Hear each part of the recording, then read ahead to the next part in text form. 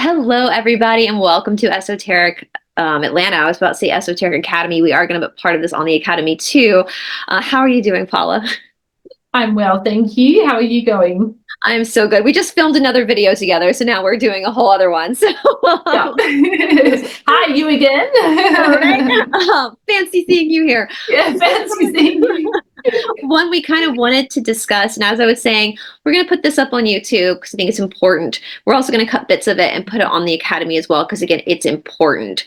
And this is Yeah. more pertaining to women's health, pregnancy, prenatal stuff, all that kind of crap that men don't have to deal with, that us Yeah. XX chromosome humans have to genetically deal with when it comes to our bodies and movement and spirituality. And we've been talking a lot about this, Paula, just offline. And I thought it'd be good to kind of bring it online to help people, in our academy, but also just our viewers who aren't a part of our academy, especially the women, have a different perspective and maybe a little liberation on what's happening with your body versus like a man's body. So where do you want to start, Paula? Do you want to just start with like pregnancy or prenatal work? Where do you want to start? Oh, sorry. I just have to ignore Biscoff having a bark. Yeah, I don't know if we should maybe start with the boobs, maybe, Boobs, and yes. and what what it's like to start with the boobs, and what it's like for women working out, and then maybe we could move into pregnancy Yeah. because pregnancy is only for a shorter period of time. I mean, it's a long 9 months, but it's not our whole lives, So yeah, maybe we should just start with the female aspects Yeah. basically. And I love that because I think what a lot of women don't understand is your genetic makeup. I mean, we're all women, so we all have a uterus and boobs, and we have two X chromosomes. Every woman's body is created as a portal to give life, whether you give life or not. Like that's the purpose of your body.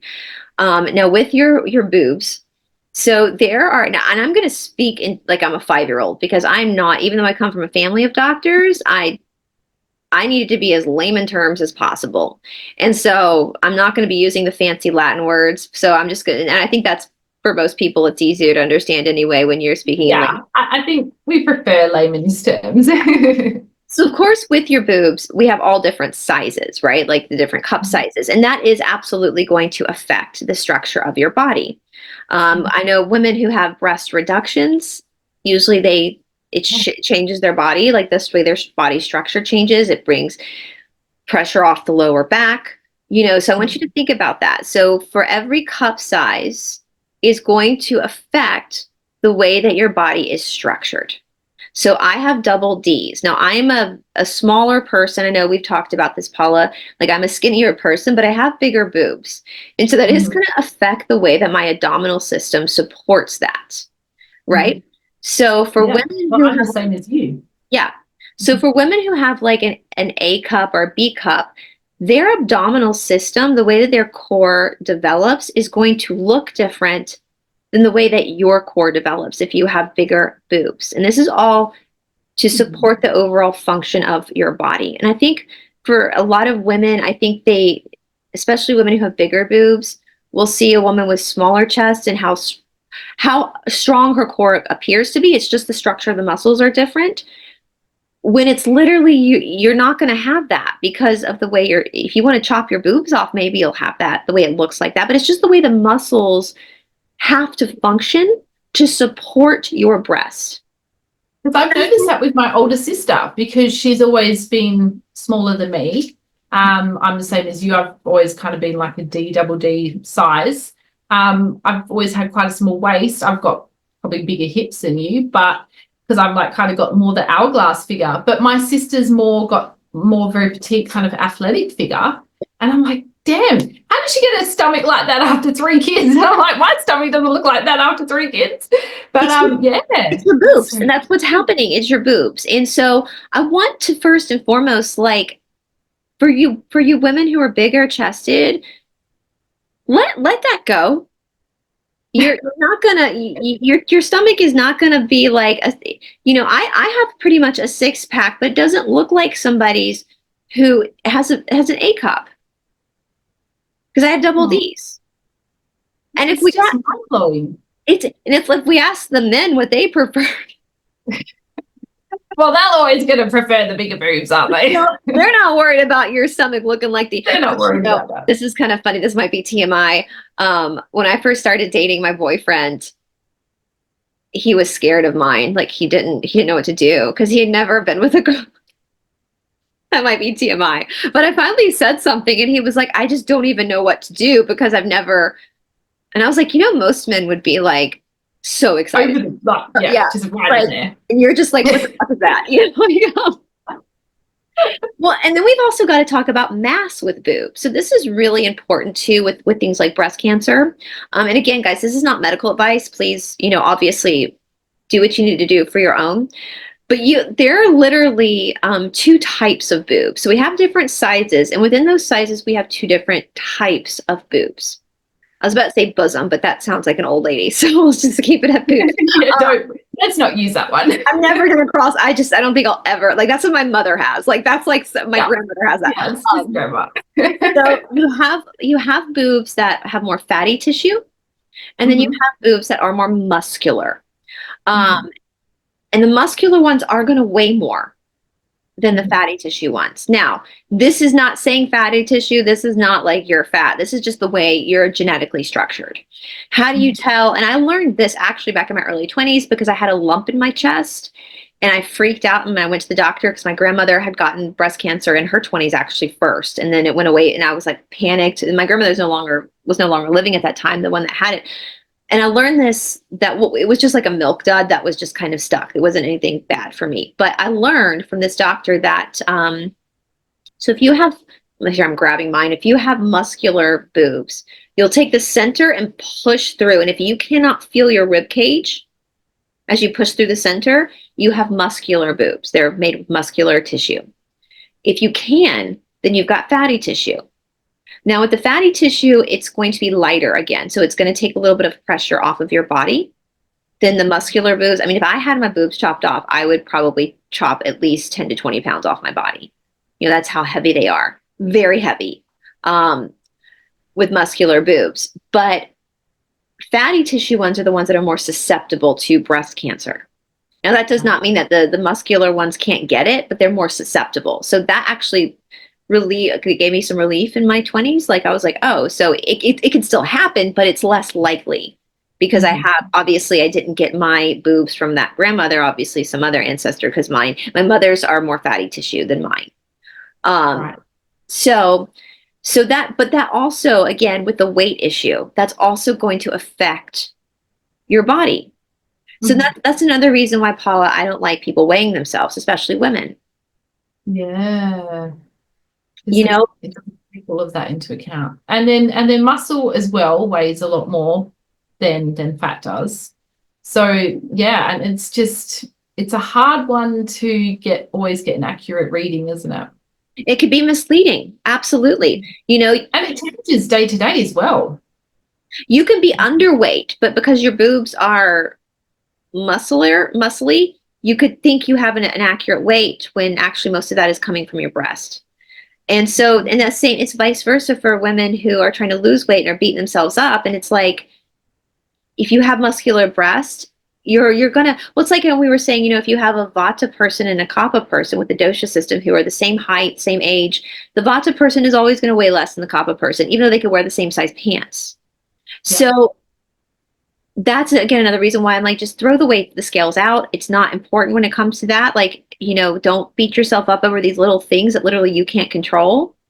And your healthy weight, if let's say you're 5'5", my height, and I'm between between 110, 120, probably like 115. I don't weigh myself. I mean, anyway, I still wear the same size pants I wore in my 20s and, but if you are judging yourself based on the number of the scales and you're not taking into consideration your dosha or your boob size as a woman, stop it, because you're abusing yourself at that point. Like, you're bullying yourself for things that don't matter. Like if you have a woman that's your height that has an A cup and you have a double D cup, and you're probably going to weigh a little bit more because of your boobs. Does that make sense? Wow. Never thought about it. It's also going to affect the way that you exercise. Of course, it's going to probably, and it can be beneficial because it can sculpt you better because you're lifting more weight from your chest. But even like with inversions in, again, like shoulder stand, shalabhasana, a lot of women, their boobs roll into their neck. And I don't know if I told you the story, Paula. One time I was in India, and one of my colleagues, male, who's around my age, different shala in a different country, pulled me aside, and he was very awkward because he wanted to ask me a question. And it came out that basically he has women in his shala that have big boobs, and they're struggling to breathe in some postures. And as a male teacher, he just didn't know how to help them. But he knew because of my boob situation that that's something I've dealt with, and I'm also a teacher. And I laughed because he was so uncomfortable asking me. And I was like, bro, I totally don't mind helping you. I don't see this as creepy. I see this as you being a responsible teacher. Yeah, absolutely. Found a colleague and was like, I need you to help me through this so that I can be a better service to my students.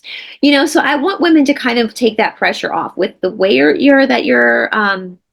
core is structured, the way your boobs are structured. Don't be so hard on yourself. Mm-hmm. Yeah. Yeah. And again, I guarantee you, your husbands or your boyfriends, if you are a woman who has bigger boobs, they're probably very pleased with your anatomy. So that's right. But no, it's so interesting, and even learning about the different doshas and the kind of body types that they have, because I mean, I do at some point I'd like to take my daughters to see an Ayurvedic doctor, because I went and saw one when I was younger, and it's so fascinating. But just in the meantime, we kind of just did like a little online quiz just to kind of get a rough guide of where they're at, and it's quite interesting because one was really dominant in Vata, and the other one was slightly more in Pitta and then Vata. So she's kind of both of them together. And they do have they're both very slim, they're both gorgeous girls, but their body shapes are quite different. Yeah. Even though they're both slim, they can both pretty much fit into each other's clothes. But they do have quite different, and the same with me and my sisters. I've got two sisters, an older and a younger, and all of our body shapes are very different. And it's really, really interesting. Even though we all come from the same family and same genes, but we all have very different body shapes. And here's your disposition. It's both my sister and I are Vata Pitta. And our parents are Pitta Kapha, but our grandmothers were Vata Pitta. So for me, with my being Vata Pitta, Vata dominant, I'm thinner and bonier. You can always see my bones popping out. That's a Vata trait. But I tend to tone quickly because I also have Pitta, and Pitta is the athletic. And because I don't have a lot of Kapha, there's not a lot of extra body fat there to break through. Now, with the doshas, we've talked about this, Paula, there are benefits and there are drawbacks to all the doshas, right? Yeah. So, and I hear a lot of Kaphas, say stuff like, God, I wish I were a Vata because you don't struggle with your weight, and be that as it may, every single dosha has their imbalances, and that's where the real work lies. So you're not finding strength from the positive aspect of the dosha. The work is in the where you're imbalanced. And the dosha you lead with is usually the one that goes imbalanced. So like my Pitta is rarely, it's my Vata that goes out of whack all the time. And I always laugh too, because with Vatas, because you're very Vata too, Paul, I think we've spoken about this. When a Vata gains like 5 pounds, like whether it's for your period or whatever, you can see it and you can feel it. Oh, yeah. Yeah. But Kaphas can handle that better. Kaphas it's easier for a Kapha to handle that fluctuation. So there are benefits to that. Pitta Kaphas are typically the healthiest. They live the longest. So I want everybody, regardless of what your dosha is, that is just, my goal is for everybody to, man and woman, to take a very non-attachment view of it. Right? Like, it's just what it is. It's just what it is. Yeah. It doesn't define you. It's just your work in this life. And Lord have mercy, part of my work has been anxiety and all that kind of stuff and stressing. And that's a huge Vata thing. So now I know why my soul picked that dosha to lead in, because that was part of my karma, was to work on that anxiety. And so it Yeah. wouldn't be as powerful or potent if I was Kappa, because it would take a lot for that anxiety to rise, you know? Where someone who's more Kappa dominant, it might be their soul's trying to work on laziness, because that's one of the imbalances with Kappa is they tend to be a little lazy. They're the sweetest people you ever meet. They're like, I always say Kappas are like potheads without the pot. They're very laid back. They're very mushy and gushy and sweet, and they just cocoon, and they're so sweet, and they just, but they can be a little lazy sometimes. Whereas Yeah. I do too much. Like I have to force myself to relax sometimes. I don't know how to relax. Like even my boyfriend gets mad at me. He's like, just chill. And I'm like, I don't know what that is. Like, what does that mean? Yeah, I know. It's just too much to do. Seriously. What is that? So that's where your work comes. That's where your karma comes. Now we were talking, Paula, and I've never been pregnant. And we were talking about this. And I want to, even though I've never been pregnant, I think women have this idea that when they get pregnant, even if they want pregnancy, they're trying, that they're supposed to be like elated and glowing for 9 months. Well, ladies, if you're dominant Vata, the chances of that happening, of you having the pregnancy glow, are slim to none. Vatas struggle notoriously. Now, this is not the end all be all rule. Obviously, there are always exceptions to the rules, but Vatas tend to have really hard pregnancies. And I don't know if there's anything doesn't mean you don't love your children. It doesn't mean you won't do it again No. for your baby. It's just a Vata body. I went through it 3 times. I'm not sure why, but no, it's it was really hard. For me, mainly because I just felt weak. I just felt really weak. I literally lost 5 kilos in the first month, all 3 pregnancies, because I just could not eat anything. I love chocolate, and I pretty much did not barely touch chocolate when I was pregnant, because I was just like, yuck. I couldn't stand the smell of seafood or meat or anything like that. I was just, it was hard. And they say it's morning sickness, but no, it's all day sickness, basically. That was my sister. Well, think about it. So Vata's body is very waif-like in a lot of ways. Like if I didn't work out and have muscle tone, I would be very wafy. That's just the Vata body. It's air, so you think about like tree limbs. And so when you put a baby in there, when you put in a life form, your body is trying to ground itself in a disposition that's not naturally grounded. Yeah. But for Kappa, sorry, you go.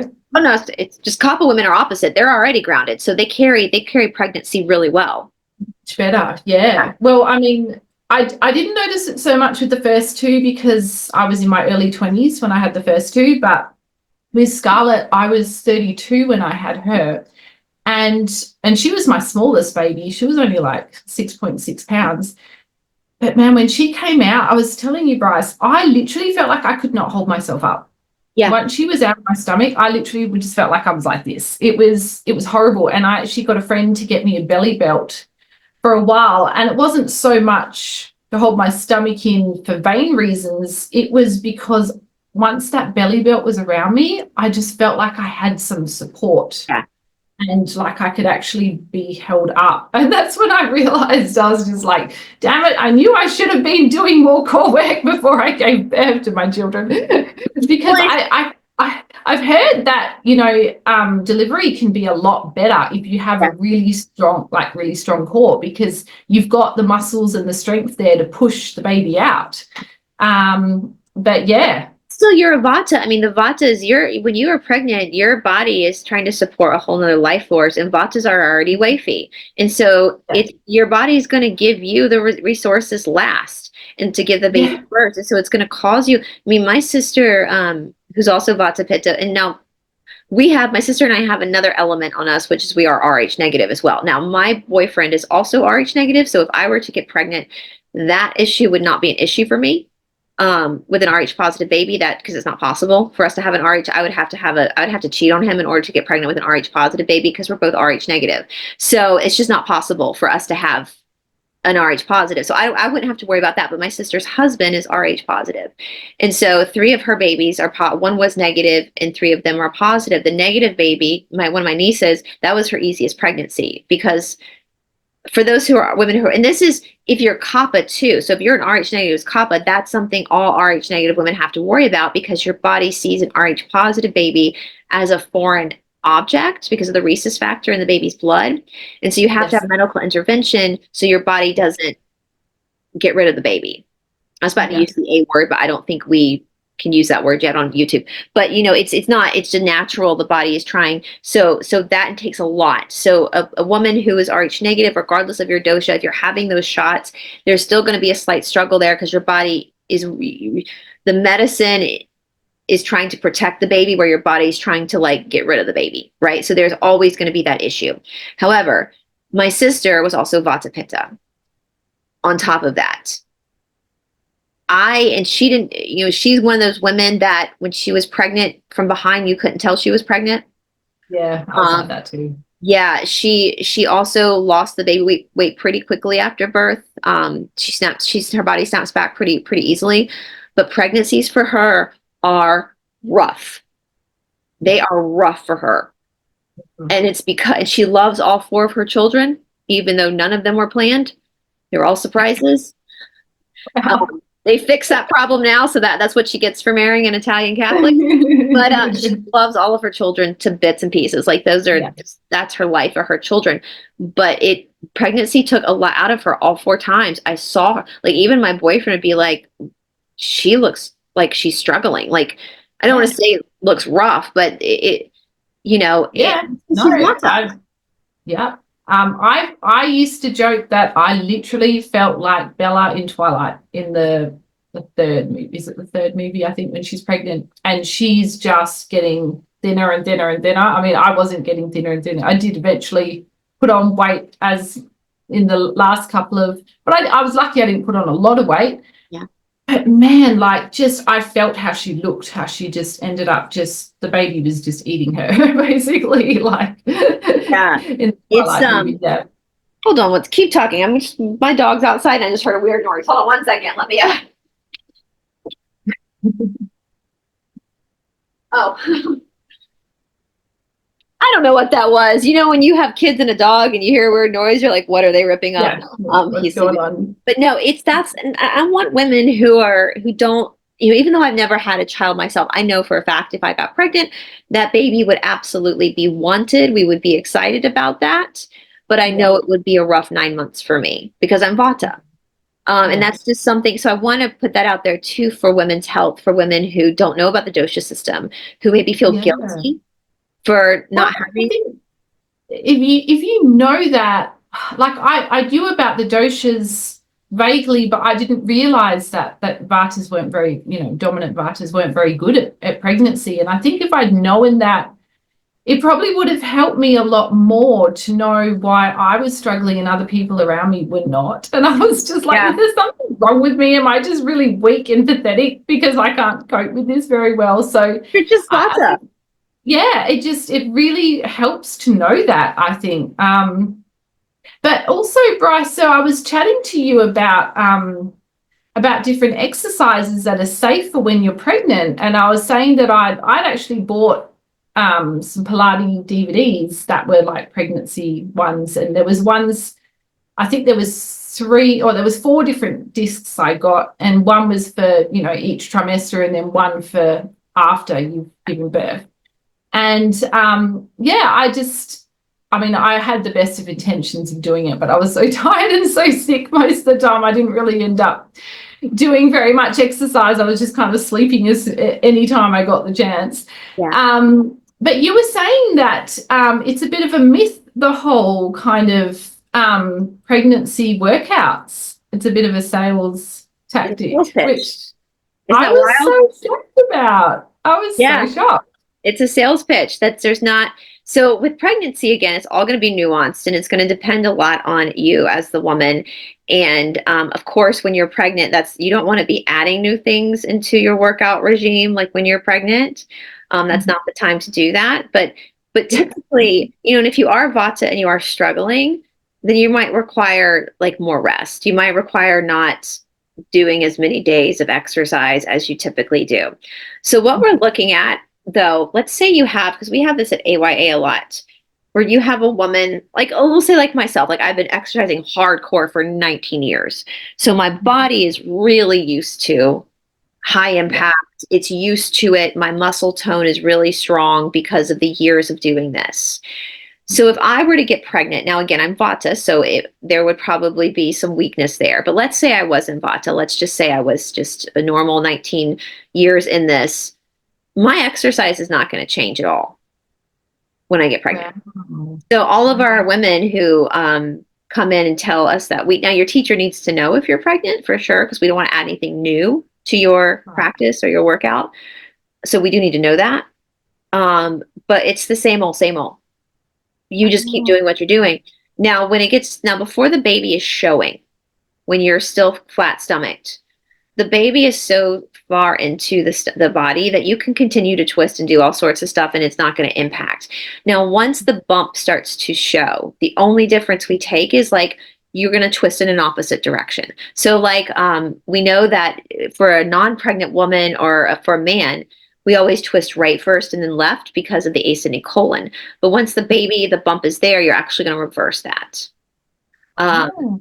Now, even like inversions, like headstands, handstands, for a woman who's been doing this for, like, I can easily go up into a headstand or handstand, no problem. I've been doing it for years. So I would still be doing that pregnant because my body is completely trained for that. So it's not going to, there's no wobbly bits. There's no fear in me falling, basically. Yeah. Right. Mm-hmm. And even if I were to fall, I know how to fall. That's not, you see women pregnant running marathons all the time. Yes, that's right. So now, again, with that being said, if you're new to exercise and you fall pregnant, you can still continue where you are. You're just not going to up it. You're not going to up. Mm-hmm. Now, if you have actual medical issues, like if you got gestational diabetes or if your muscle has ripped too much, even though we're more on the holistic side of health, we're always going to err on the side of caution in that case. And if your OBGYN has insisted that you bed rest, we are also going to insist that you bed rest. And I think, it's funny, our friend Catherine and I, we were talking about this offline yesterday because both Catherine and I are very much into, YouTube, Paul, into holistic health. But the one area of Western medicine that I think needs a lot of celebration is labor and delivery. I think OBGYNs have done, I think that is where Western medicine has excelled. Yes, absolutely. Yeah.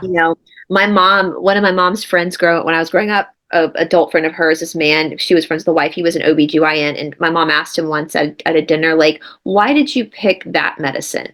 And he goes, because it's the only medicine where most of the time you're giving good news. There's not, so like, and that really impacted my mom because now, I'm reading a book right now about, in late 1700s about a, midwife and everything they went through. When women got pregnant back then, they didn't know if they were going to live. And now it's a given, like, there might be complications, but medicine can, now post-delivery, it's the same. We don't want you exercising for 6 weeks. I think it's what the doctors tell you to. Especially if you've had a cesarean section, we definitely want your body has just literally, I think they say you burn the same amount of calories giving birth than you do running a marathon. Oh, wow. Yeah, that makes sense. Yeah. So for all the women who think it's impossible to run, if you've pushed a child out of your hoo-ha, you can run a fucking marathon. It's the same. So we do want your body, we don't want you coming back to practice until it's been 6 weeks or so.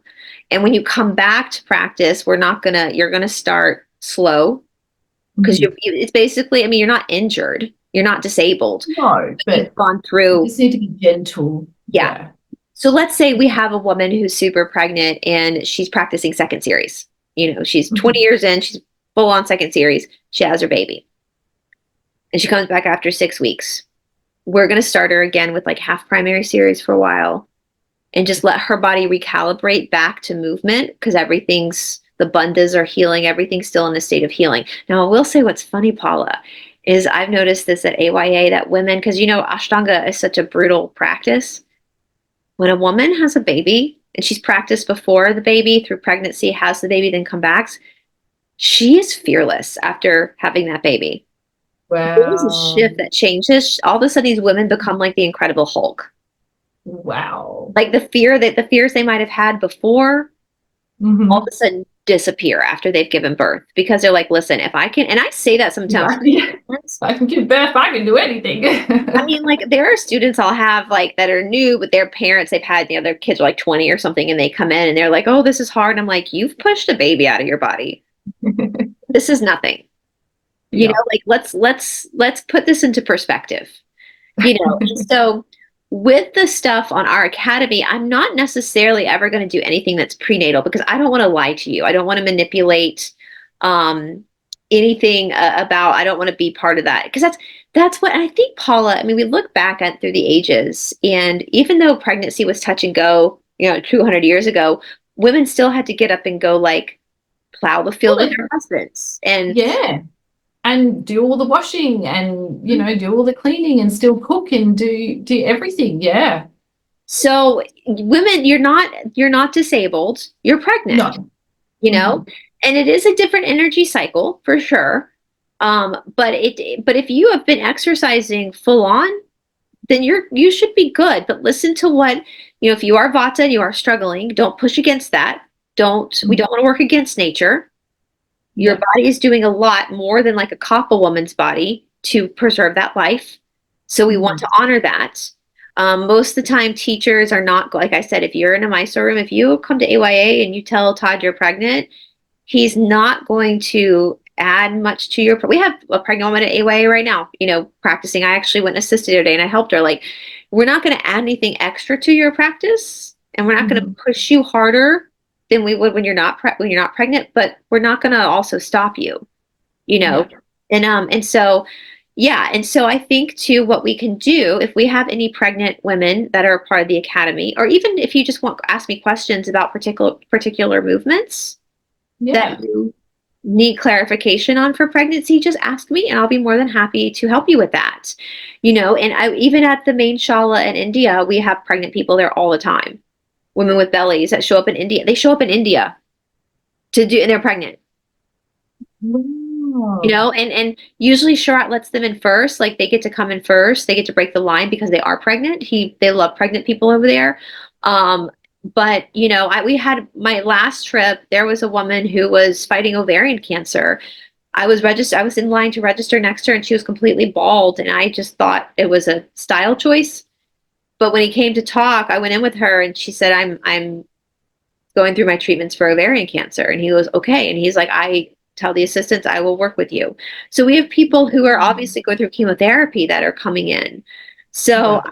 I think in all, Paula, I think what's happened in the Western world, especially, is that we've become very fragile. Yeah. Yeah. We're And I soft. don't think it's really done us any favors, to be honest. And we're also told, oh, we always say, oh, you're eating for two, it's okay, you can get away with eating all this and extra stuff. And it's like, actually, no. I remember reading a book and it was saying that like you really only need to have like maybe an extra piece of fruit at a Yeah, that's serving, what, yep. or an extra maybe half of a sandwich or something. I mean, yeah, or just something very small. Like you don't actually need to be eating enough food for two people because the tiny little baby's not going to be eating a whole meal, and especially in the beginning, you don't, No. well, I mean, I hardly ate at all in the beginning because I just felt too nauseous to eat anything. And then near the end, and I think that's also why I was lucky I didn't put on too much weight because I'm just not a big eater. I never have been. And even when I was pregnant, I really didn't eat much more than I normally do because I just didn't. Just, Yeah, yeah. when my sister got pregnant with Charlie, her oldest child, I went with her to her first appointment. She had taken the test, but went to go verify at the doctor. And it was a female OBGYN. And she told my sister, you only need to add like 300 calories to that's like a cup of Yeah. yogurt Yeah. It's diet. just something so small. Yeah. Yeah. And my sister's like me, Sheila, and you were, neither one of us are big eaters, as you were, but Vatas typically aren't. And so, yeah, I think we get very fragile, and I want to say again, that's nuanced. If you are a high risk pregnancy, if there is something going on that makes the doctors concerned, then please take that advice. Yeah, of That course. needs to be recognized because this is temporary. You know, Mhm. if the doctor demands that you need to be in bed rest, then you need to be in bed rest. Yeah, Right? There's yeah. something going on that they're not comfortable with, and so we want to honor that. I will never, I question a lot with Western medicine, as you guys know, especially with these things. But when it comes to labor and delivery, when it comes to OBGYN, I never question that because they have really proven that they have really um, helped humanity in that situation. And, I say that too. I think I don't know if we've talked about this online, Paula, so forgive us, audience, if we have, but I think it's important for me to mention too. Cesarean section, C-sections. Yes. Um, Thank God.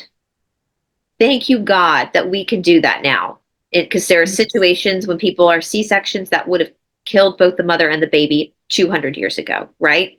So thank you, Mhm. God, that we can do that. And life can return to normal, and both of these people, the mother and the baby, can go on to live their lives.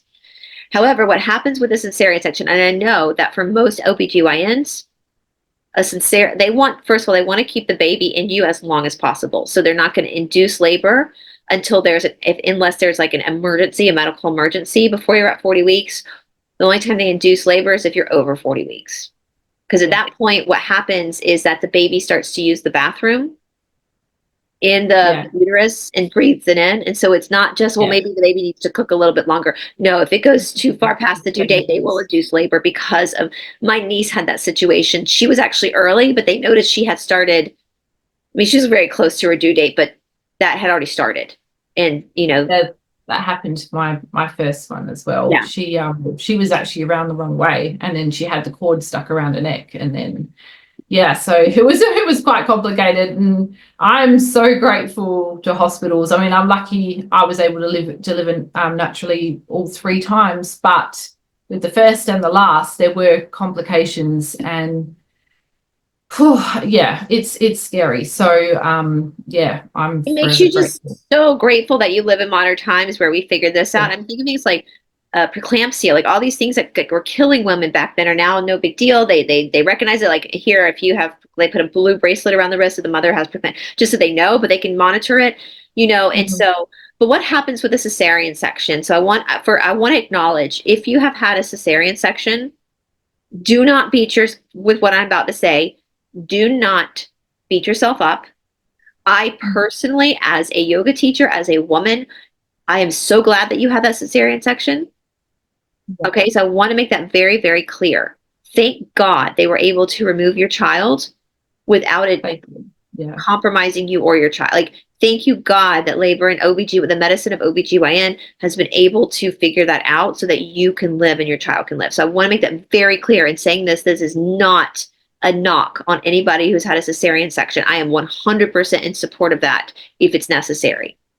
But what happens when you have a cesarean section with your body is that your body never gets to finish the process of delivery. So for women who have cesarean sections, they're more likely to have postpartum depression. That's higher. They also, their hormones are going to be out of whack because the body has not finished the delivery process. And I know this sounds horrible, but in a lot of stillborn situations, that's why a hospital will make the woman deliver. I So that never the body understood that. so that her Wow. body finishes the process. Now, you can get pregnant again without finishing the process, but it's healthier if the body has finished the process of delivery, the hormonal. So, when you have a cesarean section, your body has not been able to finish the process of birth. So, this means all sorts of things. You are more susceptible to postpartum depression, which I actually think for me, if I got pregnant, even if I had a regular birth, a vaginal birth, I probably would be very susceptible to postpartum depression myself. Like I know that about myself, so I'm aware of that. If that were to happen, that I would be aware of that. And knowledge is power, so just be aware of these things. Your body, your hormones are going to be off because the body's never finished. So even if you get pregnant again, that might be why some women who have cesarean sections have a hard time losing the baby weight, or just don't feel like they're back to normal, don't feel And so what to do with this? How do we remedy this? Well, what tends to happen, and we've talked about this, Paula, is that when you've had a cesarean section and you do an exercise like yoga or bar, anything that triggers the abdominals, it can actually put you back into labor. Yeah. Because your body's looking for a stimulant to finish it. Crazy. I had no idea. So and this is something we are taught as teachers and warned about, because it's rare that it happens, but it does happen. So if you are someone who has had a cesarean section and you have not finished that delivery, even if your child is like 20 years old now, and that happens, and you feel yourself go back, even if you've gone through menopause and you feel those cramps come back, you need to let yourself experience that and finish that. Your body has been waiting to finish it. I know it's going to be extremely painful for however long, 20 minutes, 30 minutes that it takes. You might actually feel the desire to want to push too. Please let it finish itself. Your body has been looking for that trigger. And for women who are having cesarean sections, like, like I know some people schedule that because you have complications. It might be of your best interest after the 6 weeks is over, the healing process, to really work on stimulating that. Like doing a lot of yoga, doing a lot of core stuff, just to like let that happen so that you can go ahead and finish it. Because once you finished it, from the people that this has happened to, they feel a lot better afterwards. Their mind clears up, the body starts to function better again. Does that make sense? I don't want that to, yeah.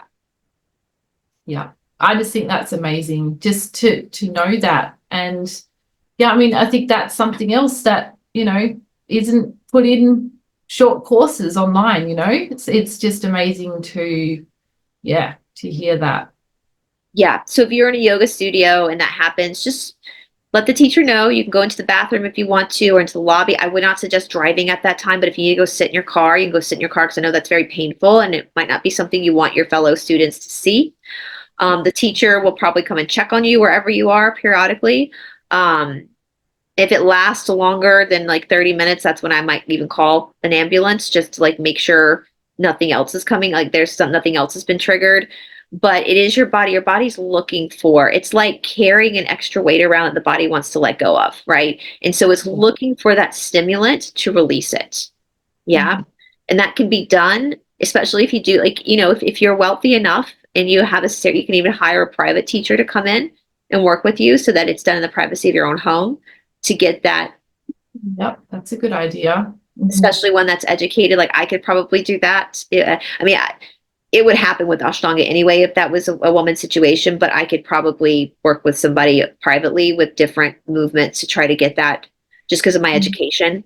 So I just want, and again, even if you've had a hysterectomy, remember, as a woman, it's not just your uterus. You have 2 X chromosomes. And so these hormones, it's the whole thing. So even if you've had a hysterectomy and you feel that happen, it's the rest of the body is trying to release that. So, but again, I want to reiterate, thank God you had a cesarean section. Like, thank you, God, that you are alive. Like, that's just no shame. I am so grateful, because the alternative would be death.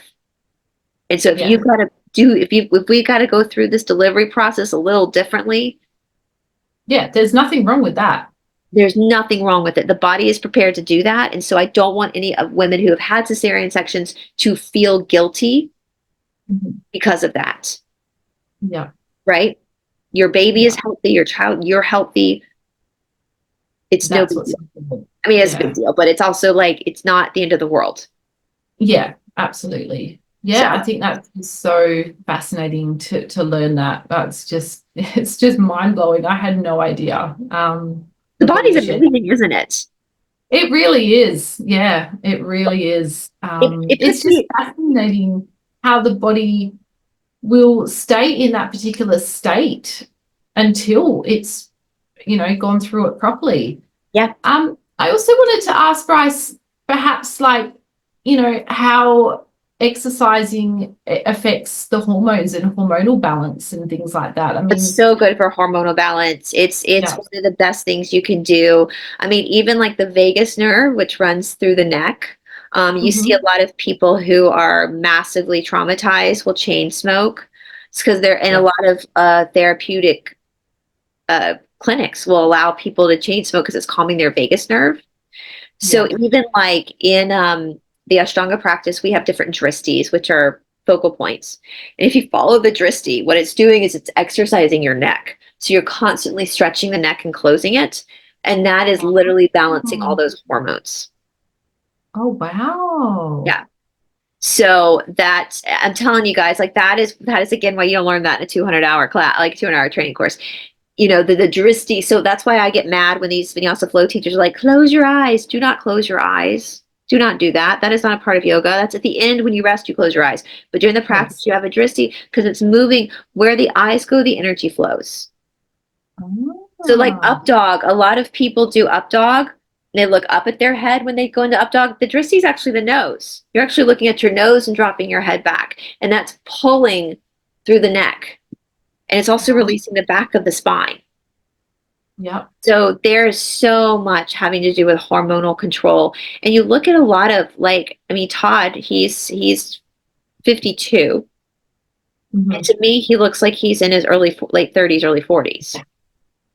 Yeah, One of definitely. his I students, mean, and you too, Bryce. I mean, you well, I both haven't had a look. child too, so it's. But I think that's the breathing as well. I think that I'm saying like motherhood is stressful, so I understand. Like I want to put that out there. Like I just have a dog. Like I haven't had to get up in the middle of the night and change diapers. So like again, Sometimes dogs can be a lot of work, there though. was this one night. We still laugh about this. That I guess Robbie he was little, like he had just kind of come out of his puppy stage. He was totally house trained, but I guess he had eaten something and he had a runny tummy, but we didn't know that. We didn't know what he was doing. He was pacing back and forth in our bedroom and we couldn't figure out. We thought he wanted to play. Todd was like, Robbie, get Oh, in bed. He tried to climb up on the dresser and go out the window.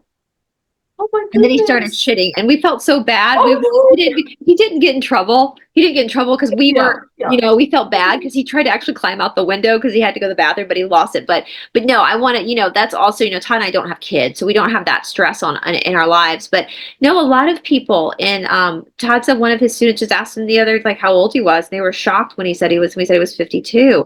And I think too, what happens, you see that with runners too, and this is where I think, and a lot of people who work out, I think it's the oxygen you're taking in as well, Yep. Yeah. the blood flow. So we do Mhm. get, and I talk about this in the videos a lot, you do get stale oxygen stuck in your body. Yeah. So moving like that just helps to move it Release the out. stale oxygen, which is carbon dioxide, right? So Yeah. that's another reason why cardiovascular work is important. And we talk about this in our course in The Alchemy of Movement, where I talk Mhm. about cardiovascular aerobic versus anaerobic work. The blood flow with the oxygen. Like we know, like growing up, I know at least. I mean, we're around the same age. We were taught that the heart pumps, right? Mhm. The heart doesn't pump, you guys. The heart is a valve. The lungs pump. Yeah, yeah. I know, isn't that crazy? But that's just what we were taught. So isn't that wild? So the heart and the lungs work together. So the blood Yeah. and the oxygen work together. So Mhm. what we know that your blood, thank you to the establishment for really showing us how important blood is. Oops a Mhm. daisy. Like you really gave it away. Your blood is your sacred DNA, right? So like I'm O negative, but I've had another O negative in myself, even though we can share organs and blood. If you look at our blood panels, you're going to see two totally different DNA makeup. So my blood is sacred to me. Your blood, Paula, is sacred to you. Everybody else, your blood is it's the thing that's going to heal your body the most is getting that blood flow. It's you're cutting out again. It's the Oh, screen's they frozen don't again. want What me you're talking talking about the blood. about this. Well, then let's talk about the oxygen. So we call that, and so you spoke with Todd a lot about this in his part two, the pranayama, the oxygen, the breathing. We call Mhm. that pranayama in yoga. Prana is Mhm. life force, yama is extension, so extending life's capacity through breath. So isn't it fascinating how the oxygen, the breath, and the Mhm. heart, the blood, they always have to go together. Yeah. And the breath is the thing that kind of weaves matter and spirit into one, Mm. right? That's God breathed life into man and man stood up. That's even in the Bible. And you guys know how I feel about the Bible. Mhm. I was talking to you like you guys know how I feel, especially about the Old Testament, but it even says David danced before the Lord. What is Mhm. that? That's movement therapy. Yeah. Yep. And so you're moving, and a lot of times what happens too, I think why people look younger and the hormonal things too, is we also have, not only do we have like stale oxygen that gets stuck, we have stuck energy as well. Have you ever Mhm. had cupping, Paula? I haven't. No. So for those who don't know what cupping is, this is a prime example. I love cupping. A Chinese doctor will feel like along your back or somewhere where they feel like they'll tap and find some stuck energy. And they take this suction cup, they light Mhm. fire, and they pull your skin up. Mhm. And then they take it off, it's like you have a hickey on your back, you're bruised. But what Yeah, they've a done is, massive one. I know, right? But it's like a perfectly round one. So what they've done is found stuck energy. And so what happens Mhm. when you've got an energetic stickiness there, the blood will congeal around that and not move. It's like he's like the Chinese doctor he used to do it for me would talk about it's like a car pileup that's just Oh. stuck. So they come and they lift the stale blood up. That's the bruising. So fresh blood can come in and cleanse out that energy. So that's the same thing that's happening when you exercise. Yeah. You're shaking free, you're getting that blood to pump rapidly through the body. So it's like pressure washing you from the inside out, Oh. And right? you want to get lots of fresh air in. So that's where breath work is really important, I think, Yeah. because And so you get that that is, fresh air into the blood. and that's Mhm. the cardio work, aerobic work. Your body uses oxygen to create the energy. Yeah. And then in anaerobic work, your body uses glucose. So anaerobic means without oxygen. So it's using glucose to burn energy. So we've talked about this before, like for weight loss, I'm not really a fan of cardio for weight loss. I'm more of a fan of anaerobic work for weight loss because that's burning actual stored, that's like yoga. A lot of yoga would be anaerobic. A lot of bar work, when you burn the muscle out and you feel that burn, that deep burn, that's the anaerobic work where the body is reaching deep into the fascia of the body to pull up, that's that burning sensation, to pull up stored fat, stored glucose to burn it, right? And that's what creates, that's why dancers, yoga people have very long, lean muscles. It's because of the anaerobic work. That's also your thoughts that are coming up. So it's the matter, but the cardio does have its place. So even in yoga, we have like 7 minutes of cardiovascular work in the beginning, coming through the sun salutations that heats the body up. It gets the heart rate to raise a little bit so that we get the oxygen in, the blood flowing, right? It gets you warm. That turns your heat up. We want you to get hot and sweaty. That's called tapas in the niyama because rigid things break. So Mhm. we were talking about fevers, but I think before we even signed on, like, Yeah. oh no, the last episode we filmed about your body's burning when you get a fever, that's like a fire inside your body that's cleansing karma. Yeah. And so that's why I love, that's why I'm so fascinated, Paula, by exercise. And it took Yeah. me a very long time to really get my head around that this is not for weight loss. This is not to look good. No. That will happen. Of course, you're going to get a tighter stomach, and the course that's going to happen. That's just how the body responds to the work, to the patterning. But the fact that there is so much more magic. Yes, I know. And I mean, I just did not know all of this until just so recently, since we've been working at the academy together. It's just like, wow, this is just so amazing. And now I'm just really like trying to really encourage my girls too to like, come on, you need to get moving, you need to get exercising because they're slim, they're just kind of like, yeah, I don't really have to, or just do it at school at what I have to. And it's like, no, it's not about being slim, it's about It's healing. everything else. Well, you Yeah. actually brought a good point because somebody asked me, and I can't remember if it was in person or on through the academy, about how old, when you and your children should start doing this. And my teacher Sharat used to say, especially with yoga, and I'm going to do this with anything, when like Scarlett say, like your youngest one's age, they need to Mhm. just play. Like let them play. Like if they Yeah. want to do like exercises with you, let them come and go. Yeah. They That's might, yeah, that's what she yeah, does. let them, like they might not be following the moves exactly.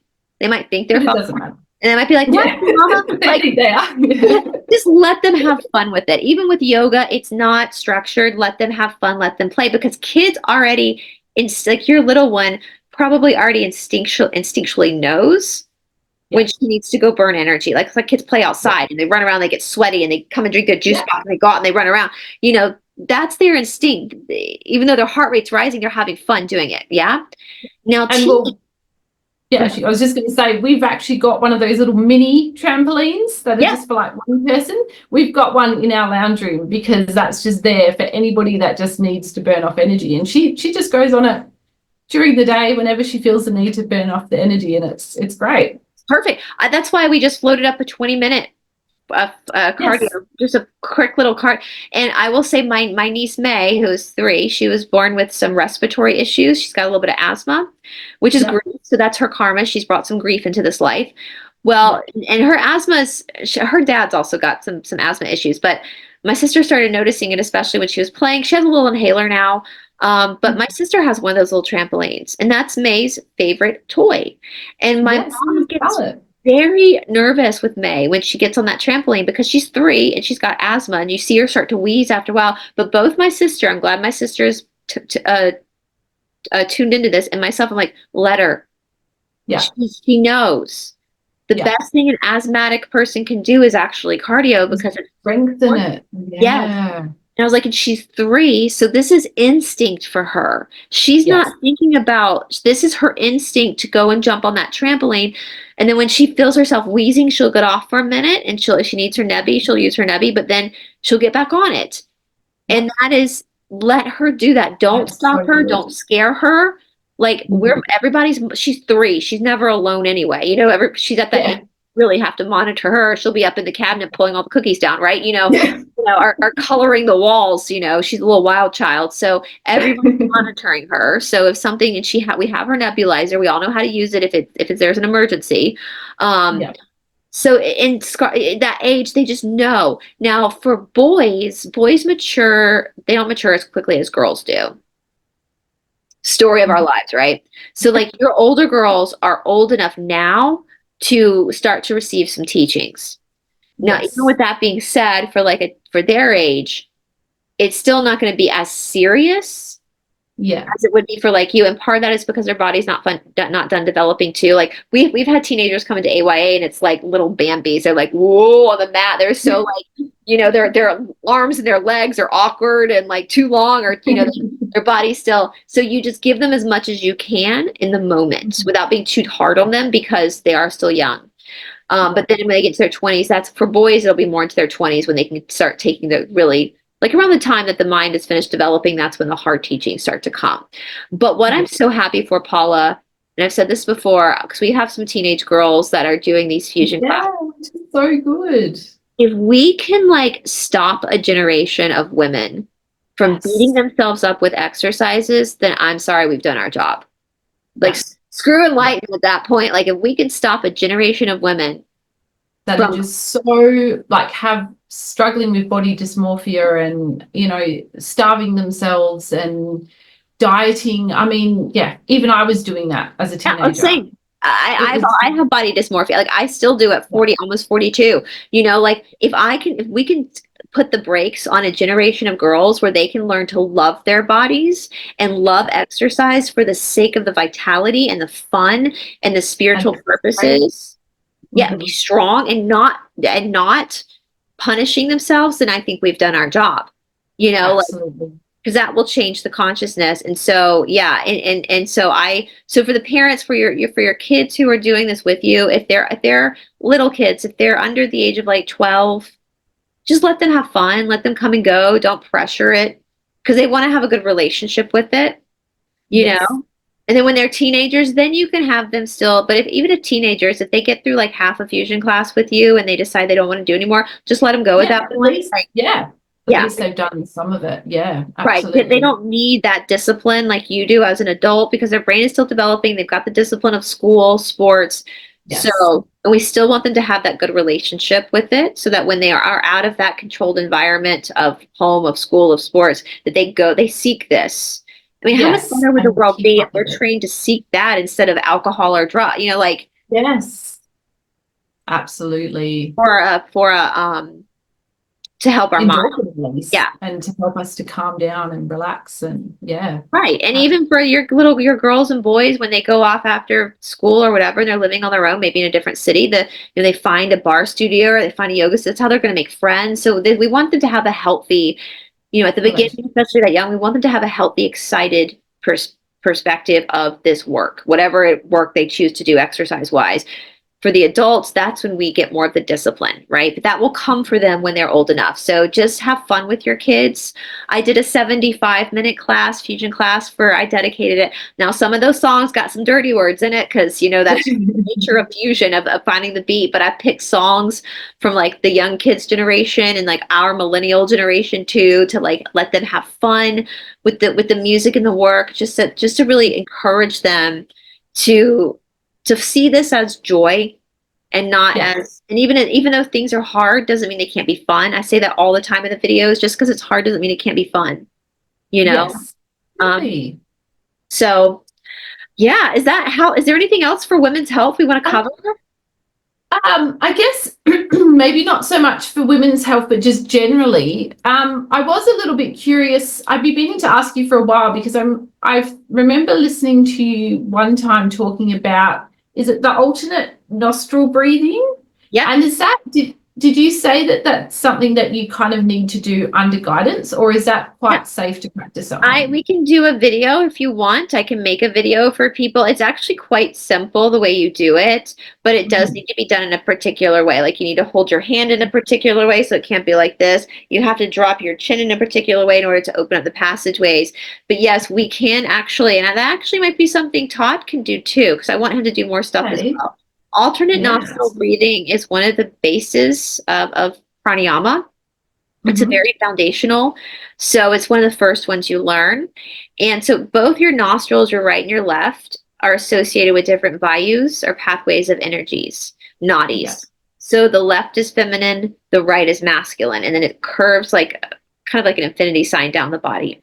Now what's interesting, Paul, and something people can start to play with before we put this video up and talk about this more, is at different times of the day, one nostril is going to breathe stronger than the other. Oh, that's interesting. And if you have like my left nostril gets clogged a lot, I have a bit of a deviated septum, but my left nostril, so you can actually press into your right armpit at certain times and breathe to open up the left nostril, and vice versa for the right. Wow. So there are different things you can do, but for people, just so because most people don't even pay attention to their nose, right? They don't even pay attention to what's happening with the air, with the passageways up the nose. And mouth breathing is a stress breathing, whereas nose breathing calms the nervous system. Now, with that being said, in some exercises, you are going to be intentionally mouth breathing. Like in more cardiovascular work, there's definitely going to be more of a mouth breathing. In the bar work, there's going to be more mouth breathing than like yoga, where it's going to be all nose breathing. And that's because of the stale oxygen, the deep exhale that comes with that's going to actually push old stress out. Right. Okay. So there's different ways we use. Now, with that being said, you guys, this is not an extreme. So if you are congested in your nose and you want to go to a yoga class, you're just going to have to mouth breathe at that point. Like, don't suffocate yourself. Yeah. This is not like end all be all, right? Like if you're poor Cindy came to one of my classes a couple weeks ago and she was congested, and I was like, oh girl, you're just gonna be the ugly mouth breather this class. It's fine. We're used to it. It is what it is. So don't, and with pranayama too, especially in the beginning, if you are starting yoga or starting these, all I want you to make sure you're doing is that you are actually breathing, that you're not holding your breath. As far as where the breath is going and exiting, we can refine that as you get more integrated into the practice. But in the beginning, the breath is also, again, it's associated with the nervous system. So if you find yourself holding your breath, just acknowledge where that is, because that's where you're feeling stress. Yep. And so if you can just tell yourself to start to breathe, that's going to automatically start to calm the nervous system down in that particular area. But you're going to notice there are going to be particular areas that you are going to always, it's going to be different for each person depending on what your karma is.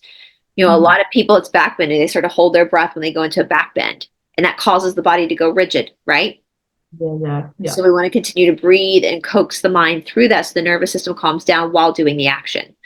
So yeah, breathing is big. It's big, guys. Yeah. the Western world, we say that your days are numbered, like God knows how many days. But in India, they say your life is dictated by how many breaths you're given. Interesting. You're only given a certain amount of inhales and exhales. Wow. With like speaking of that, with like more kumbhaka breathing, more fire breath, like the real fast breathing, please do Mhm. not do that by yourself. Please don't. Make sure you're with a teacher for that. I know Todd spoke about some of the pranayama and ashtanga, and I have had with David Grieg some of that deep ashtanga. That's something that Todd never got a chance to do that I did get to do with David. And that stuff, I'm telling you, Paula, because I would do it with David Grieg from Patabi Joyce. The doing pranayama and the ashtanga pranayam, I thought I was going to die. Like there were literal, it was so hard that pranayama. There is so much breath retention you're working with that you literally start to see lights and you start to Yeah. sweat Yeah. hardcore. It is hardcore. So, and Todd spoke about that in his part 2, where with some pranayama, we want to make sure the body is physically fit enough to Yeah. handle the impact of the pranayama. So that's why I'm saying in the beginning, just make sure you're breathing, and over time that will refine. Because I hated doing pranayama. Like I literally like when I would much rather do a bunch of back bends and putting my leg behind that than do every time I had to do that with David, like I knew I needed to do it. It was important. I had to do it, but I would literally dread it. Like you're not supposed to eat before Oh, pranayama either. You need to be completely empty stomach before deep oh, pranayama right. practice. Now, what's happened with like Kundalini yoga, which they've just done a huge expose on Yogi Bhajan and Kundalini yoga, because I've been calling that out since the beginning. That's a fucking cult. Yes. It's not real. The turbans, the bedazzled turbans they wear, this is all a sham. This is Kundalini yoga. Kundalini isn't all yoga, but Kundalini yoga is a complete waste of Yes. your money. It's fake. It's not real. I was so shocked to realize that.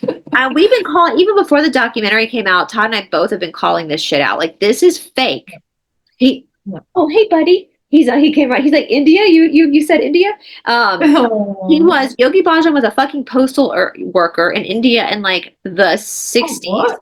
or whatever, and saw like this whole big explosion of Westerners wanting to learn. So he went to fucking America and made up this shit and created a cult.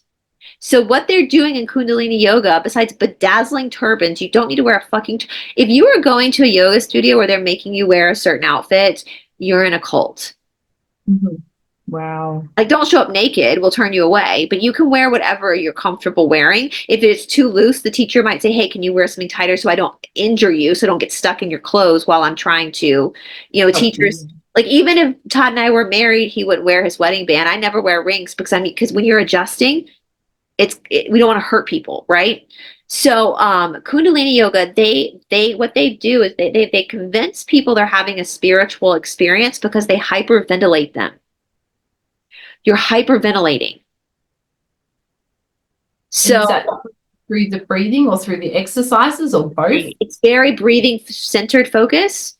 Right. And they're getting you to a state of you're not getting oxygen to your brain.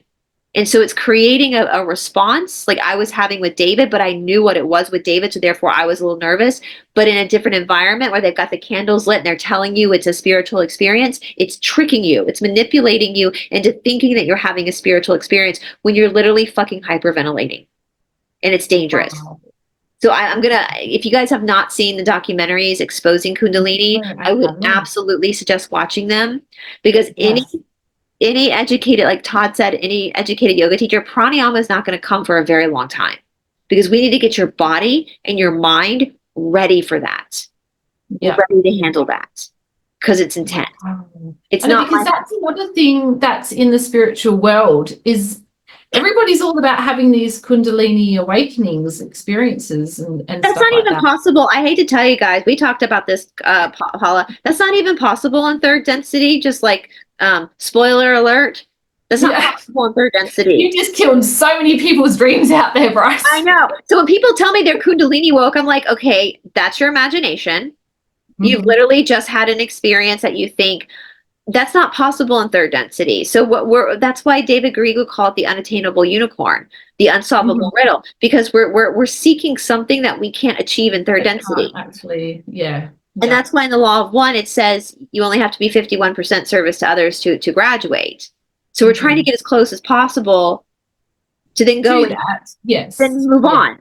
to actually get to the density where that is possible, right? And so which density is it? 5D I think it's onwards? more fifth, because fifth density is wisdom. Okay. Fourth density is love. So that's where you realize that love and light. So the downside of 4D positive is it's too much love. There needs to be a toning of wisdom, right? So that's why the love and light community is not necessarily in line with yoga either, because you. Shh. She's just making sure we're safe. From the entities trying to shut us down. So yes, that's right. So trying to find it, it's funny because Todd talked about that. Yeah, he wanted to go to get his Kundalini to, all these people want these siddhis, these magical yoga experiences. Yeah.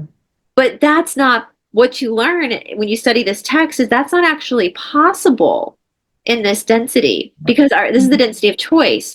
So, and he talked about that with you, the dangers of too much meditation, which I actually want him to speak about more. That I really think that's important. Yeah. And that's why you should not be, if you're doing a seated meditation, it shouldn't be longer than 15 minutes at all. That's even a little too much. Wow. Like, that's why it should be active meditation, like exercise, because you're in your body. You're not disassociating, because that's what he was talking about, was this disassociation, and how they have to lock monks up in an ashram because they're too freaking vata deranged to be in society. I was just so mind blown when he said that. I was like, oh my God. My teacher in India, if he found out we were doing seated meditation, he would yell at us and be like, you need to stop that. You're going to hurt yourself. You're going to create psychosis. This is mind blowing. And I think people need to know this, because we have just been so programmed to think that this is why you become spiritual, so you can have this Kundalini awakening. And I mean, I don't know, it's intrigued me, but it's also kind of scared me a little bit. Yeah. And I'm just kind of like, I don't know. So I haven't really looked into it a whole lot. But now that you say that, I'm going to watch that documentary, because I really want to understand it more now. And look, Kundalini lives in the base, the pelvic floor of all of our bodies. We all have Kundalini. Yeah. It's like, it's not, that's part of the energetic body. Even Mother Earth has her own Kundalini. Yeah. This is part of the energetic body, but the energetic body is going to go with you from lifetime to lifetime to lifetime, right? It's like you're like, let's say you're in a really cold environment, you don't see the sun, you're going to get really pale, but your cells still have the ability to change the melanin. Like when you get in the sun, it's just not activated. In this life, we're gonna start to wake that Kundalini up. Yes, there's gonna be some waking of that and moving that, shifting that, but it's not gonna come to fruition until the next lifetime. And if you're someone that says that's not true, that's happened to me, you're lying to yourself. That's not possible. It's not possible in this lifetime. Just like it's not possible for you to change your race. It's not possible for you to change. It's not possible for you to change your blood type. This is not, you're lying to yourself, you're delusional. And if you think this has happened to you and you're still selling that lie, you're doing nothing but building more karma up for your next life, and you're not going to graduate because you're still in delusion. That's part of why we're here with choice, is to break through the illusionary world, to break through that, to get rid of, and a lot of times people talk about, oh, my Kundalini rose. They're the most egotistical, narcissistic people, because they want to be better than you. It's about being better than you. Yes. But I got news for you. We're all going to end up in the same place in this life. In the grave. No one gets out of this existence alive. So you're not better than anyone. Just because I've had 19 years of experience in this does not make me more valuable than someone who's a beginner. Because it's all this work in this karmic path and process that we're on, and knowledge is power. Knowing that there are certain things you're not going to achieve. Are you going to develop siddhis? Yes, absolutely. And Todd actually spoke about that. That sometimes these yoga powers that you create, like levitation, manifesting, end up becoming a distraction. They're another test. Which is interesting, isn't it? Yeah. And he spoke about that in the first video you guys did, that this becomes a test again, because now the ante is being upped. Where's your intention? Are you doing these manifestation techniques to like be better than everyone, to have the fancy car in the house to be better? Or are you getting what you need and then using the rest of it to help other people, to be of service to other people? And that's why, Paula, in traditional yoga, when you buy the Yoga Sutra book, you get all 4 padas. They're not hiding the 3rd and 4th pada. But no teacher will teach you the 3rd and 4th pada unless you've been practicing for at least 10 years. Because it's dangerous. Yeah. It's dangerous. put these cities in the wrong hand and you got black magic. Oh yeah, I can imagine. Yeah. And so he talks a lot, and Todd, and he didn't, I was telling you, and I afterwards, he was like, I just didn't really think it was important to mention. I was like, maybe you should have. He was in it. He was married. So he was married. And when he talks to you about how his meditation can kind of cut you off from things you shouldn't be accepting from he was talking about his ex-wife, who was diagnosed as a borderline narcissist. So it was a very volatile relationship. He has scars on his body still today from physical assaults that he got from her. And I met him like a year after he had gone through to his divorce and trauma therapy. And we both had gone through intensely abusive narcissistic relationships at that point. But because at that point of his marriage, he was heavily sitting for hours and hours and hours a day, what he was doing was disassociating from the marriage. Right. And it took that article he read to realize that's what was happening. Yeah. And so that's for people who feel like you have to sit for hours and hours and hours. It's the same thing with people who are obsessed with reincarnation. What are you avoiding in this life? Yeah. Because this is a life about choice, about protecting yourself, about making decisions. And that is, you guys talk about how it's kind of hard to figure out what's right and what's wrong, because you do have to have a level of acceptance of your karma.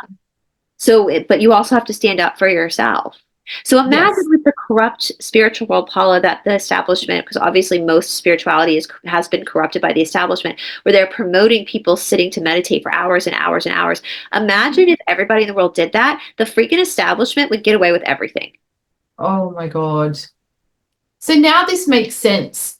I've been wondering for so many years now, trying to understand this new age movement that's been going on, and trying to understand trying to discern the difference between what is real, true spirituality and what is this whole new age movement thing. But that just makes so much sense. That that's why they're talking about all this light and love and just accepting everything and just sitting there and meditating for so long and trying to get this unicorn of a Kundalini awakening. Because if everybody's focused on that, but if everyone's so focused on that, they are distracted from the work that they need to do. Yeah.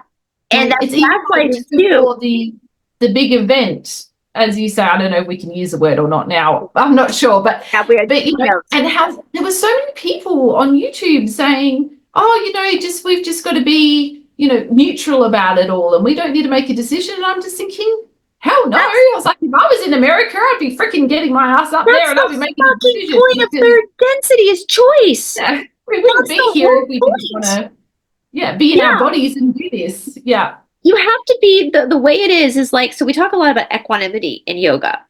So equanimity to the outcome is what it is. You actually fight like hell for what's right, knowing that whatever is going to happen anyway. But you still make the choices to do what's right.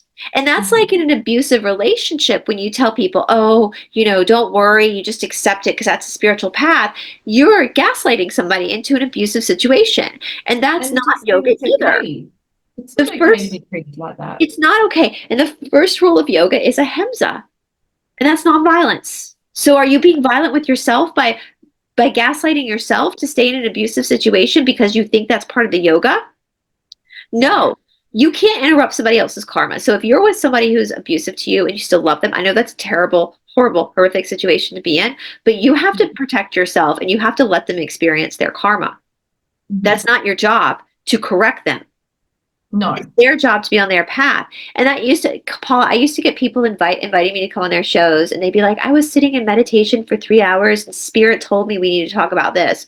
And I'd be like, I don't know what fucking spirit you were hearing from, but any spirit of the light is not going to tell you what to do, first of all. Yeah, see, that's where I get very uncomfortable with all of that kind of stuff. Like, I mean, don't get me wrong. When I do my energy healing sessions and I'm tuned into somebody, I mean, I have to do my clearing work beforehand. And okay, like lights, I'll just know, okay, I need to clear this chakra, or I need to, put some, this might need some yellow over here, or this organ might need some movement happening, or I'm working with the etheric field and I could be like, okay, there's something, like usually if I see like a kind of a negative entity or energy, it'll be black and I'll be like, okay, that needs to be removed and stuff. And sometimes I will get, like visions of things. Yeah. But I sure as hell there is no spirit inside of my head telling me telling Exactly. me to do anything. Just because a spirit is talking to you does not mean it's good. And if Oh yeah, I'm not going to you be listening to any spirits. Thank you very much, because you just don't know what their intentions are. And I no, mean, look at what has happened in the past with some spirits in dogs and things telling yeah. people, let's just go unalive some people. And it's like, no, that's not okay. I don't care what spirit told you to do that. That's not okay. And my thing is, people see these messages like, why the fuck were you sitting for 3 hours? Yeah. Why? What? I don't meditate on any of my shows. I kind of fall. I always say I let God kind of show me. Just kind of like a theme will pop up or a story, and I'll be like, let's look into that. But I'm not. I'm preparing for my shows by doing research because that's what Yeah. humans do, and my job is to be a human being. And I'm like, that's why, active. I'm like, if you were going for a 3 hour run, maybe I would be more, but just to sit for 3 hours, you are in your and that's the thing about meditation too. You're not in the world of imagination and meditation. It's a one-pointed focus. You're actually trying to cease the thought. So if you're Yes. sitting with your back against the wall, daydreaming about all these things, you're not in meditation. Don't call it, Yeah. if you enjoy doing that and you like living, that's fine, but don't call it meditation. Don't confuse it for what it really is. Yeah. And that's why you should not. I mean, if you sit like after, like sometimes I'll sit after I do a bar class, or I'll sit after I do my yoga, after I've done my resting posture, which is not called shavasana, guys. That's not what that's called. Sukhasana. Shavasana is a totally different posture, different story for a different day. I only sit for like 3 to 5 minutes. Yeah. And I just do it to get my breath. I find the breath, the inhale, the exhale, and just to bring my nervous system back to, okay, now I've got to go do laundry, or now I've got to go take the dog out. And that's all I do it for, because I'm not going to get myself stuck. I know. And that's why it's so important, Paula. I think people, and this is what's crazy. This is what's batshit wackadoo to me, where I think aliens must look at us and scratch their head sometimes. What the hell are you guys doing? We come into third density. We've agreed to this. We know our souls know we're going to go through amnesia. That's part of it. That is part of the package. So we know that. I don't think that's a trap. I think we signed up for that. There's a purpose for that, you guys. And that's to play out your karma. And it's because just imagine if we were trying to learn the lessons that we're trying to learn in this life, if we remembered everything. I mean, look, I have had memories, little, not snippets of different things. And it's like, oh, okay, that's why I've struggled with this in this life. I accept it. I ask the angels to help me to let it go, release it, move on. But if we knew all the details of all of our lives, how would we even move? Like, you wouldn't even know what it would create even more karma, because we'd be so vengeful. It would create even more karma. There is a reason why reincarnation is not a trap. It is a purpose. When you are ready to I hate these people like, oh, it's just a trap. No, it's not. When you are ready to graduate to the next level, you will go forward to the next level. Okay. Yeah. According to we have to spend like 75,000 years or something in third density. Like it's minimum requirement. So you can't get out of this in one life anyway. So stop, put your ego to the side, put that narcissism to the side. You're not special. We're all equal in this. Some people might move forward next existence because they've already spent the 75. You might be new here, or newer here. So you just got, and time is, there's no race to the finish line. Time is eternal anyway. It's all eternal. So stop it. Stop it. That's your ego. It's like people who are like, I'm a star seed. I'm like, and what does that matter? That's just an attachment. Because in this present life, you're a human being. You've got to do the doing. I love it. You got to do the doing. I'm going to use that. You got to do when you are sitting there delusionally saying that I'm off at night as Xena Warrior Princess, Star Wars edition, killing reptilians, you are creating more karma for yourself, my dear, because you are living in delusion. And that's creating more attachment to yourself, to the false sense of self, that's going to secure you another round trip ticket back to Earth. And you know what? God doesn't care, because time's eternal. So if you got to do this life 200,000 times before you figure it out, God's cool with that. But are you cool with it? And stop trying to bring other people into your karmic mess. I mean, it's like, I think Todd said it, but Todd says some of the best things sometimes. We were talking about atheists at one point, because I actually really like, there are a lot of atheists out there that I really like. I actually find atheists to be way more grounded and way more logical and spiritual than some spiritualists. When Todd and I were Wow. talking about that, how they actually seem to be more spiritual than spiritualists do. And Todd was like, yeah, because God doesn't need you to believe in him. God doesn't care if you believe in him or not. He doesn't need you to. You're still a part of God, No. whether you Yeah. believe it or not. I'm still a white girl, whether I want to accept it or not. So Mhm. God doesn't need that from you. And so when you take that ego away of my belief system is better than your belief system, you get more of the Yeah. honest truth. And that's he goes, Mhm. that's why you probably enjoy being around atheists, because they're giving you Mhm. more of an honest vulnerability. There's no delusion there. Yeah. And so yeah, it's you're here on this earth to work real hard at yourself, to be in your human experience, to lean into your nervous system, to feel the joy, to feel the pain, to understand that this is part of that cycle. Because it's choice, we're always going to have polarity. There's always going to be a left and a right, a north and a south, an east and a west. There's always going to be a right and a wrong. There's always going to be a black and a white. There's always going to be a male and a female. There's always going to be polar opposites because it's choice. And that polar, that opposing force of that is what creates the friction. Mhm. And that friction is what strikes the match that brings you to that place of more understanding to put you in that next cycle. You have amnesia for a reason. That's what I was going to say. So we come into this life, we know we have amnesia. We have to learn Mhm. how to read, how to write. We have to learn all these things all over again that we've already learned 1,000 times before, right? Mhm. Mhm. But for some reason, we think we don't need someone to teach us spirituality. Yeah. No, Interesting. Hmm. no, we went through amnesia. Because a lot of these old texts, this is coming from like the Vedic text. Like we know Sanskrit is an actual light language that comes from another species that gave us these nuggets of information to give us a path, to give us Right. some sort of a guidance of What why guide we're us? here. Because we are in amnesia. If there was no sacred text, we would just be walking around fumbling, trying to find the light switch, bumping into it. Yeah. So they gave us these texts that have lasted longer than most religions Hmm. to say this is the path you need to get you back to the whole. Does that make sense? Yes. Yeah. So I Amazing. laugh when people are like, I don't have any teachers. I'm like, well, cancel, because you are absolutely confused by a dark force right now because you need a teacher. Yeah. You need And guidance. that's why, like, I've been seeing my kinesiologist, for example, for so long. I mean, I've been seeing her since before my oldest was born Yeah. because she helps keep me grounded. Because sometimes I've gone into her office and I'm ranting about kind of stuff, and she's so level-headed. I just love it. I just love it. And she's just like, okay, Paula, let's just, look at it from this perspective. And I'm like, oh my God, thank God. Like, So she nice. just, I mean, I yeah, laugh. you My need teacher has just that. passed away, but honestly, Paula, I think I put these like if somebody walked in Sharrat's office and was like, "I'm so tired because last night I was in a galactic battle with the Reptilian warlords," he'd be like, "Go get on your fucking mat. Like, just go get on your mat. Like, what are you Don't talking lie about? down. What are you talking about? Go get on your mat. Like, you're crazy making. You're crazy making right now, is what they say in India. You're crazy making. Like, this is crazy making." you know Yeah. so it's yeah, and that's the joy of it. That's what I want people to understand, that just because kundalini rising is not super possible in this life, it's not possible, doesn't mean there's not joy to this life. Oh, absolutely. I So mean, we have so much beauty. I mean, one of my favorite things is just looking at the sky and just how the colors and the different shades of blue and gray, and just it's just beautiful. We have so much beauty. The beach, trees, flowers, different our cultures, the different children. Yeah.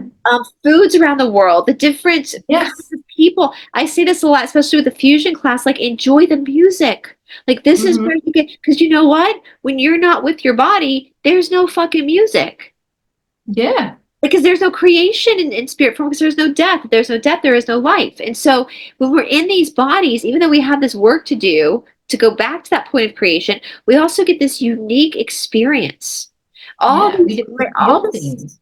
and this music was created by humans who were living in friction, Hmm. right? Like how many songs were created by the friction of the human experience?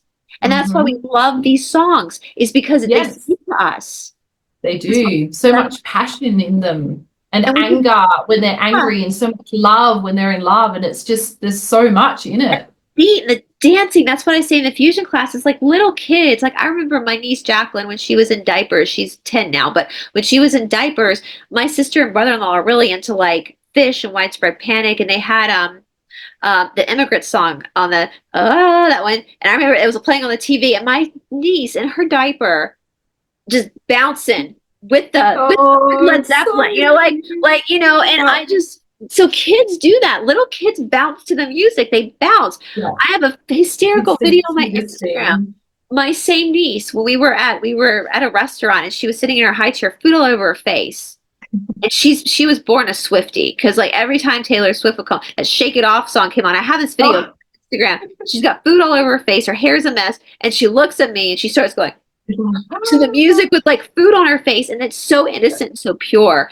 And Yes. that's what I want people to tap into, because that's part in the fusion classes especially. I'm like, that's why I pick specific music, because I want you to Yes. feel the beat. I want you to go back to that rawness of feeling that beat, because that's why you're here. That's why you're here in this body. Your body is a beautiful instrument. I hope when I am on my deathbed, Paula, I hope that I'm laying there and I get to say, man, I have used this body. I have Yes. taken advantage of having this, and these legs have run marathons with me. This body has taken me to India. I've done things with this body I never thought possible. It's been with me. Even the times that I abused it, it was still there for me. I've got to put cool clothes on it and do fun things. And now it's my time to depart. I'm going to lay this body to rest with gratitude and reverence for the experiences that this human body gave me, big boobs and all. Like you gave me this experience that my soul would not have had if it wasn't for this Shakti. And so that's what I want people in the spiritual world. Let go of the fantasies. Let go. Because at the end of the day, there is no hierarchy of spirits. We're all part of the whole. No one's better than anybody else. Yeah. So you came. And I think all of that is also another form of escape, I think, as well. This idea of being able to reach this level of an enlightenment is just, it's a fun thing to focus on and to escape from your everyday life. Yeah. Even Ram Dass talks about, I've done a few Ram Dass and going back through his works, because he has a huge thing about dying and how dying should be respected just as birth is. And he talks about that, like, even you're not going anywhere in this life. Your job is to be a nobody and to just be here. Like, there's nothing. You're going to come back again if you need to come back again. It doesn't matter how much work if you were to get enlightened, let's say that was a possibility in this life, that you were to get enlightened, you'd still have to come back. It's a karma. You still have more karma to play out. Yeah. So use that spiritual curiosity. I think third density is more about the curiosity of spirit, and using the resistance, the friction of the body, of having, we were talking about childbirth, of having a baby. Yeah. I don't know how it is in other densities. Yeah. It could be very different. But that pain, that joy, everything. I mean, we don't lay eggs. I mean, we do. Women do, kind of. But like, other species on this planet lay eggs and sit on top of their eggs. But a woman actually gets to portal a life through her body. Which like, is very be special. there. You can't do that in soul form, right? Because you didn't create that soul. You just harnessed the body. You just gave it the entry point to this world. And so that is, I think sometimes people, and I think, again, I think, Paula, they do want to be in the light and love. And I think sometimes people, when they're new to spirituality, think it's wrong for them to feel pain. It's wrong for them to feel discomfort. It's wrong for them to feel broken. But that's part of it. And you absolutely, as Todd, go back and listen to Todd's interviews with Paula on the Esoteric Academy, because he talks about this. Like, when you're that raw, that's when your stuff comes up. Yeah. And it's taken me such a long time to realize this, because in my younger years, I was so ashamed of being angry. And my mum was angry a lot of the time because she was just unhappy with her life. She didn't know how to cope with everything. And I just feel like, for me, angry was a bad thing to do, like to lose my temper and be angry. And just, it's taken me so long to realize that it's not a bad thing to be angry. It's just how you behave when you're angry. You're You just can't responsible. go around chucking a tantrum, you know, Like throwing Magdalene things talks around. about in her gospel the wisdom of the wrathful person. And actually in the Mhm. disco class that we just released, guys, which I had so much fun doing the disco class, I talk about Yeah. the joy of the music, but at one point when we're especially when we're looking to work on the lower belly, I talk about the anger. Like, did Mhm. somebody piss you off? Well, that's with exercise too. What Paul is saying is right. Anger is important. It's necessary because that's what Yeah. sparks change. Yeah. Yeah. And it motivates you and it gives Oh, you energy. And it's like, exactly. that's it. I've had enough. You know, I want to I'm do done. something about this. Yeah. Yeah. So you take that raw, maybe more violent energy, you bring it to the exercise, you transmute it to Mhm. strength, Yes. plan strength, to law and order, right? Mhm. So there's value, and all these human emotions are valuable. They're Yeah. valuable, right? It's important to feel guilt. It's important to feel shame sometimes. It's important to feel jealous because these are all what's waking you up to the friction of the body, right? And the Yeah. attachment to the false sense of self. And that's all we're doing. We're working so hard for something. And doesn't that liberate you a little bit? At least it does me, knowing that what we're going for isn't actually attainable in this life. Yeah. That whole idea of perfection, you know, we can just let that go. Because you're just trying to get as close as you can in order to get to the next stage. Yeah. Like And and like the law of one says, it's just got to be 51%. yeah, I serve it, mean, geez, that really takes the pressure off. right? I mean, I think so many of us are already that. We're good people. We generally want to help others and, you know, just do good in our I lives. mean, when I was a kid, making a 51 on a test was failing hardcore. Oh, yeah. So the fact that they've given us that grace is amazing. Oh, And huge. that's your, don't try to be something you're not. Listen, some of the best yoga teachers, spiritual teachers out there, they dress like Ned Flanders. They don't wear mala Yeah. beads. You're not supposed to wear mala beads, guys. Those are private. Like for job and meditation, they dress like a dad. They're not wearing costume.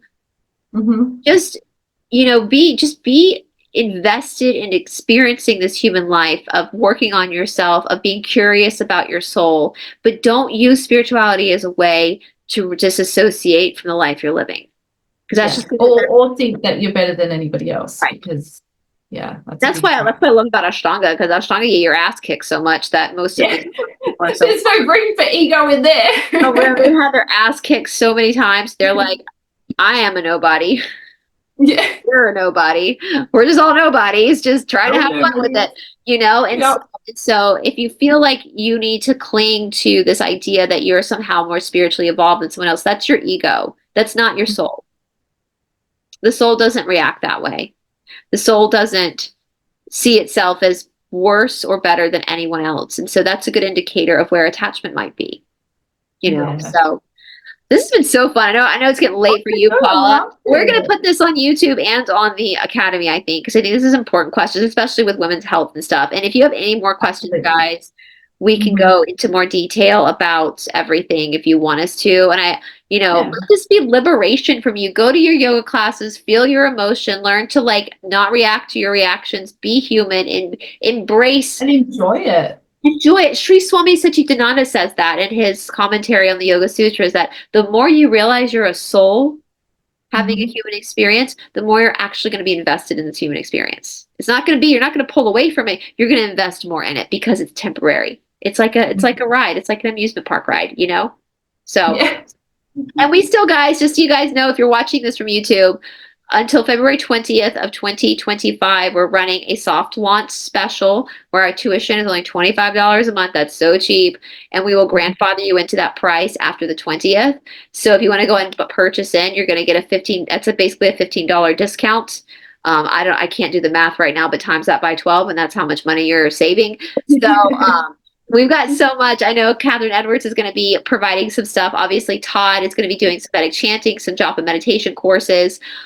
Cindy, my friend Cindy from Sacred Garden Yoga, she's working on a mobility course. So, yeah, and you get 7 days Yeah, of free trial. so much exciting content. Yeah, Paula's got her meditations, and you get 7 days of a free trial. So if you try it, you don't like it, Then all good. all good. And November, where'd that come from? Yeah, that's getting a bit ahead. I know. I'm just killing time, you guys. February 1, Saturday at 7 a.m. So Eastern time. So that's my time, and that's the New York time. I'm in Atlanta, same time zone. So 7 a.m. Saturday, February 1, 2025. That's our first live Zoom call with all of our students at the Esoteric Academy. So we'll be posting that Zoom link, sending it to you guys. We are going to change the times around periodically throughout the months because we do have to accommodate. We have so many people from all over the world. So we want to try to accommodate as best as possible. There's going to be a time where your time zone is going to be a little awkward, but we're going to try to change it so it's not always awkward for the same people. So we're going to do a meet. We want everyone to have a chance to join and to chime in, and we don't want everyone to have to get up at 3 o'clock in the morning to join. Yeah. We'll switch it up. We'll switch it up. So I hope you guys join us. And and all of Paula's links, if you're watching this from YouTube, all of Paula's links are also in the description box below, guys. So make sure you are subscribed to her channel too. Well, so great. I really enjoyed this. We'll talk to y'all soon. Bye, everybody. Bye.